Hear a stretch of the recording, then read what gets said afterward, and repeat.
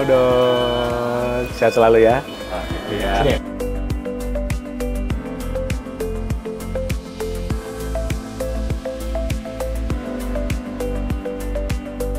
Oke pemirsa, saya sudah bersama dengan Dr. Dina, spesialis penyakit dalam, konsultan ginjal dan hipertensi. Halo. Tadi kita udah ngomong-ngomong ya dokter ya? Iya, betul. Gitu. Nah mungkin pemirsa juga ingin tahu, tadi saya juga udah ngobrol-ngobrol Pak Dewa, kenapa sampai dicuci darah menurut Pak Dewa. Tapi diagnosa menurut dokter, kenapa Pak Dewa sampai dicuci darah? Iya, jadi Pak Dewa ini memiliki penyakit namanya polycystic kidney disease. Adalah penyakit yang memang keturunan. Jadi kelihatan ada kista yang banyak sekali di ginjal dan itu di kedua ginjal. Oke, dan biasanya keturunan ya? Betul. Oh oke. Jadi biasanya kalau pasien udah ada kista ginjal, mungkin masih bahasa awam ya, harus di screening juga ya? Betul, jadi kalau kita mendapatkan satu orang, kita harus men-screening keluarga. Karena 50% akan diturunkan kepada anak. Yang penyakit ginjal tadi ya? Iya. Tapi apakah semua penyakit polikistik ginjal akan dicuci darah?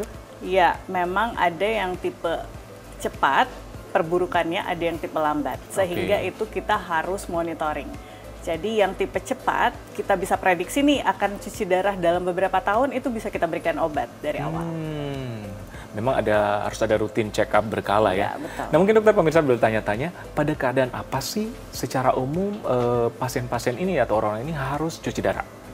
Oke, jadi ada beberapa hal memang di Indonesia yang terbanyak adalah penyebabnya penyakit diabetes atau kencing manis. Ya, yang kedua adalah penyakit yang kita sebut radang ginjal, kemudian penyakit hipertensi. Jadi tiga penyakit ini menjadi penyebab utama dari cuci darah. Cuci darah. Ya, yang keempat ya penyakit polycystic kidney. Polycystic ini ya. Ya. Tapi dalam grade berapa dok? Setiap penyakit ada grade-nya atau diagnosa ini harus cuci darah? Gitu.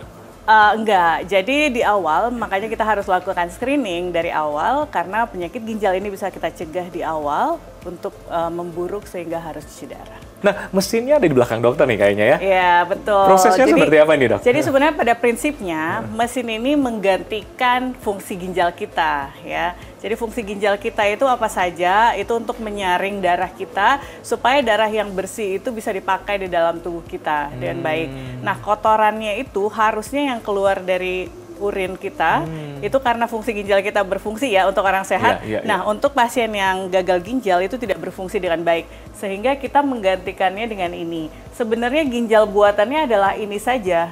Oh, itu yang alat filternya. Jadi ini alat filter. Jadi yang lain ini adalah mesin yang untuk membantu memompa darahnya. Iya, iya. Jadi ada dua selang tuh, ada yang untuk masuk ke mesin, setelah itu betul. difilter.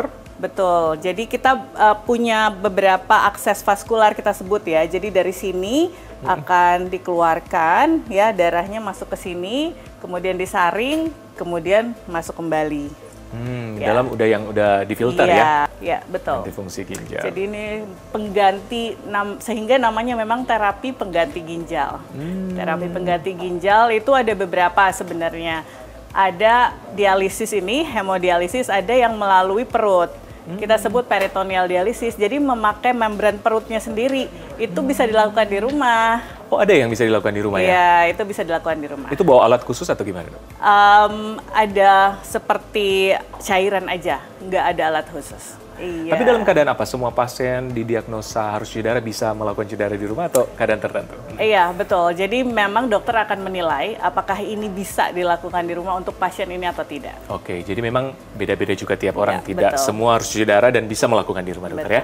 Ya. Nah oke, kita kembali ke Pak Dewa nih. Pernah nggak telat cuci darah? Iya pernah, sesekali pernah.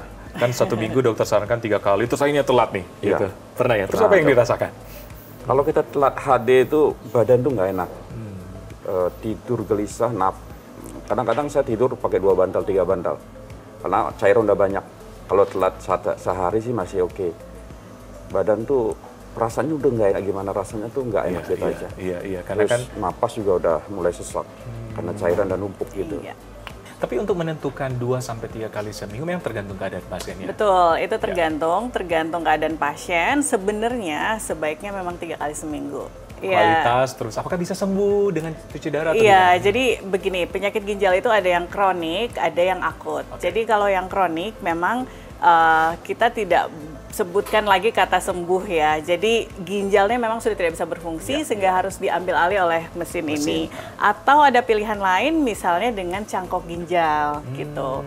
Jadi itu adalah pilihan treatmentnya, terapinya. Tapi yang akut ini ada kondisi akut yang pasien harus cuci darah. Tapi setelah penyakitnya sembuh, akhirnya tidak perlu cuci darah lagi. Jadi memang konteksnya berbeda. Iya. Jadi memang setiap pasien berbeda-beda karena juga penyebab untuk cuci darah kan beda-beda. Betul, iya. Oke pemirsa, saya akan bertanya juga ke dokter mengenai tadi Pak Dewa bilang katanya minum cuma dibatasi. Kenapa demikian? Penasaran? Setelah yang satu ini di Hidup Sehat bersama Dr. Agnes.